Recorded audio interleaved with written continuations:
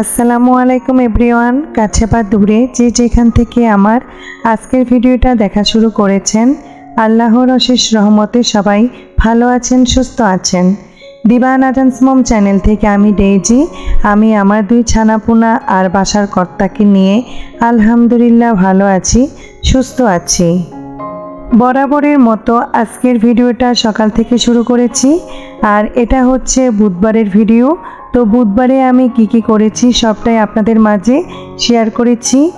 তো বুধবারের সকালে ঘুম থেকে উঠে নামাজ কালাম পড়ে তারপর অফ ক্যামেরায় সংসারের কিছু কাজ করে নিয়েছি। আর এই যে কিছু কাজ সেরে পরে চলে গিয়েছিলাম রান্নাঘরে, আর এরই মধ্যে সকালের নাস্তাটাও আমি বানিয়ে ফেলেছি। তো সকালের জন্য শুধু পরোটা অফ ক্যামেরায় বানিয়ে নিয়েছিলাম, সেটা ভেজে নিয়েছি। আর ফ্রিজে রান্না করার গরুর মাংস ছিল, সেটা গরম করে নিয়েছি। আর এই দিয়ে আমরা আলহামদুলিল্লাহ সবাই সকালে নাস্তাটা করে নিয়েছি। হয়তো অনেকে ভাববেন পরোটা গরুর মাংসের সাথে এতগুলো লেবু কেন কেটে রেখেছি। আসলে গরুর মাংসের উপর একটু লেবু রস দিয়ে আর এটা যদি পরোটা দিয়ে খাওয়া হয়, আমার কাছে অসাধারণ লাগে খেতে। আর আমার বাসার সবাই এভাবেই খেতে পছন্দ করে। তো এরই মধ্যে সকালের নাস্তা শেষ করে আমি চা বানিয়ে নিয়েছিলাম, আর আমি আর আপনাদের ভাইয়া চাটা খেয়ে নিয়েছি। দেখা গেছে সকালে এক কাপ চা না খেলে আমার সারাটা দিন ভালো যায় না, কেমন জানি মাথা ভার হয়ে থাকে। আর এই দিক থেকে আমি আমার মেয়ের জন্য টিফিন রেডি করে নিচ্ছি। তো প্রতিদিনই চেষ্টা করি স্কুল চলাকালীন মেয়েকে বাসা থেকে টিফিন বানিয়ে দিতে, কিন্তু অনেক সময় দেখা গেছে আমার ব্যস্ততার কারণে মেয়েকে টিফিন দিয়ে দিতে পারি না। তো আজকে পাউরুটি আর ডিম দিয়ে পাউরুটি টোস্ট করে দিয়েছি, আর এই পাউরুটি টোস্ট খেতে আমার মেয়ে খুবই পছন্দ করে। তো এই দিক থেকে আমি আমার মেয়ের জন্য টিফিনটা রেডি করে নিয়েছি। আর এরপর আমি ফ্রেশ হয়ে চলে গিয়েছিলাম স্কুলে। আর স্কুলে যাবার পথে বৃষ্টি হয়েছিল, দেখা গেছে একটু বৃষ্টি হলে রাস্তার অবস্থা 12টা বেজে যায়। তো যারা এই মুহূর্ত থেকে আমার ভিডিওটি দেখছেন তারা প্লিজ একটি লাইক দিয়ে পুরো ভিডিওটি কন্টিনিউ করবেন। আর এখনও যারা আমার চ্যানেলটি সাবস্ক্রাইব করেননি, চাইলে আমার চ্যানেলটি সাবস্ক্রাইব করে আমার চ্যানেলের পাশে থেকে যেতে পারেন। তো এরই মধ্যে আমি স্কুলে গিয়ে আবার স্কুল থেকে বাসায় চলে এসেছি, আর এসেই সংসারের বাকি কাজগুলো করে নিচ্ছি। আসলে এখন আমার সংসারের কাজ আমি একা হাতেই করে থাকি, কারণ আমার হেল্পিং হ্যান্ড যে ছিল সেই ঈদের ছুটিতে একবারে চলে গেছে। দেখা গেছে এখন সংসারের যাবতীয় কাজ আমাকে ধীর স্বস্তিতে করতে হয়। আগে দেখা গেছে আমার হেল্পিং হ্যান্ড 2 কাজ করত, এখন দেখা গেছে আমার কাজের সাথে আরও 2 কাজ যুক্ত হয়েছে।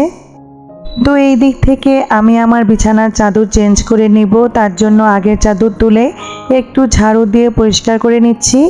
আর আমি আমার বেডরুমটা একটু গুছিয়ে নিয়েছি নতুন কিছু দিয়ে। এই যে দেখতে পাচ্ছেন হ্যাঙ্গিং র্যাক আমি দারাজ থেকে নিয়েছিলাম, 2টা নিয়েছিলাম। একটা আমার মেয়ের রুমে রেখেছি, আর এটা আমার রুমে জানালার একপাশে রেখেছি। আর এর উপরে আমি কাঠের পুতুল আর মানি প্লান্ট দিয়ে সাজিয়ে নিয়েছি।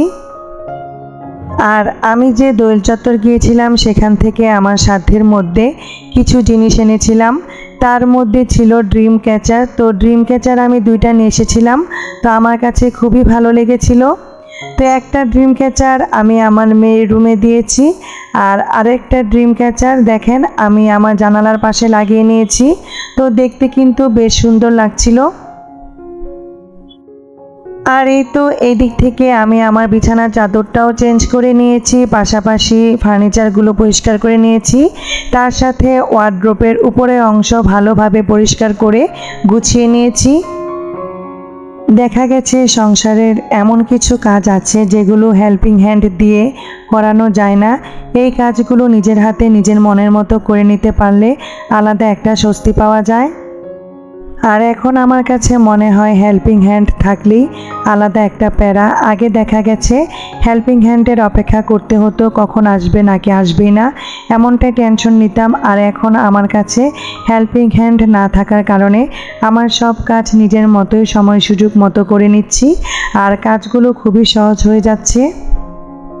তো এই দিক থেকে আমি আমার বেডরুমটা সুন্দর করে গুছিয়ে নিয়েছি, আর দেখেন বেডরুমটা কত সুন্দর লাগছে।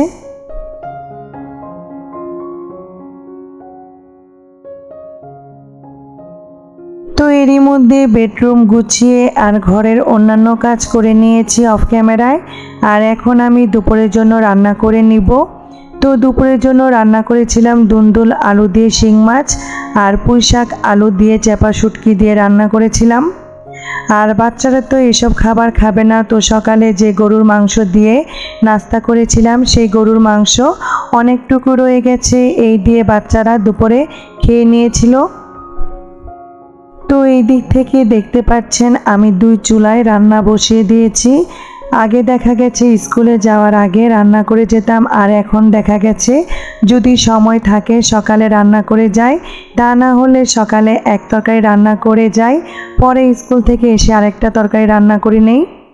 তো আগে স্কুল থেকে বাসায় আসতে 3টা সাড়ে 3টা বেজে যেত, কোনো সময় দেখা গেছে মিটিং থাকলে 4টার পরও আসতে হতো স্কুল থেকে।